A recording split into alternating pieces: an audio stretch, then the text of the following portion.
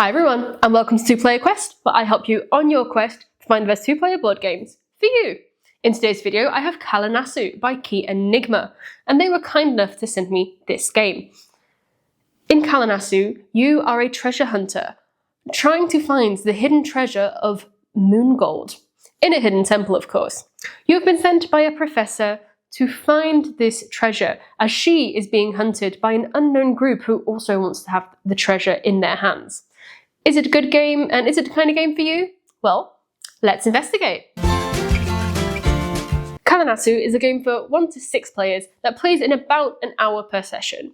Now, our sessions lasted about an hour and a quarter per session, so that sounds about right. It's at a 3.00 on Board Game Geek for complexity, so it's medium, slightly easy complexity game, and it is no luck whatsoever. It's all skill, mind things, puzzles, all of that. Well, this is going to be a very short segment because I basically don't want to give anything away for when you want to play the game yourself. So you get the instruction manual, which has different languages, and then you get 3 envelopes that you need, that you open at certain points in time. You go to the website, click play game, and then start the chapter. And from there, you're good to go. Technically, there are no rules to teach players. One person needs to set up the account and start the chapter, but you can start immediately. There's no need to explain stuff to players. You have a tiny bit of information at the start on how to set it up, and then you can start immediately. So you can get going very quickly.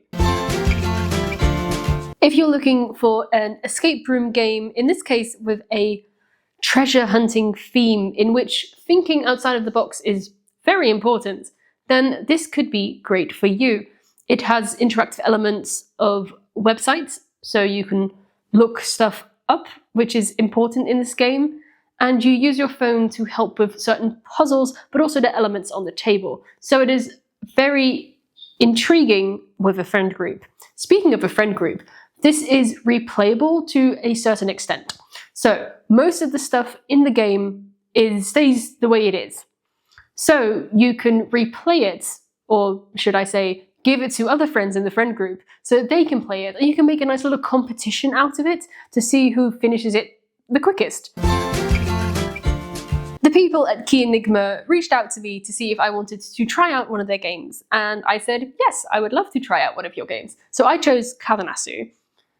We generally don't really play escape games that much. I like escape games and Tom does not, so they don't really come onto our table very often. In general, this was a very interesting escape game to play. It is definitely a lot of out-of-the-box thinking. A lot more than I thought it would be. Which keeps it interesting, but sometimes you will sort of need a hint if you think about it too complexly. So me and my husband, we tend to think about things in a very complicated way, though they can be very simple. And the game luckily does give you hints if you need them.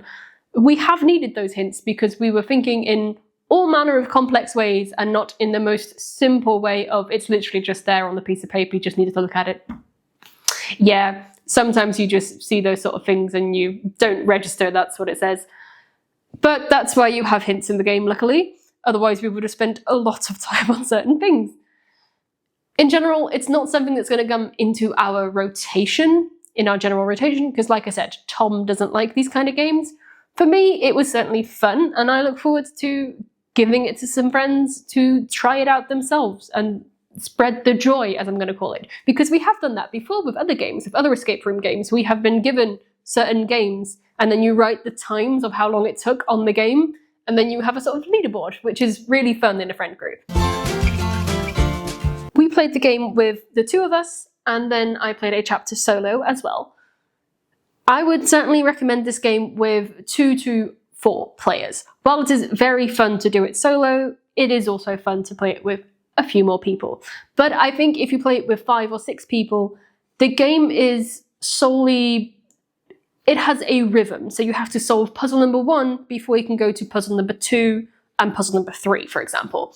So everybody is busy focusing on puzzle number 1. And if you have too many people focusing on one puzzle, that just starts to get in people's way and just starts to get annoying, frankly. So I would suggest 2 to 4 people is the sweet spot for this game. I would like to say another big thank you to the people at Key Enigma who sent me the game. And if you're interested in escape room kind of games, they have a lot of them. They also have a Kickstarter for an escape room about pirates and treasure maps. So if that's something you're into, go check them out. For now, I want to thank you for watching. If you want to see another one of my reviews, you can click up here. If you have any comments, feedback, or suggestions, feel free to put them down below. And I look forward to seeing you next time on 2 Player Quest.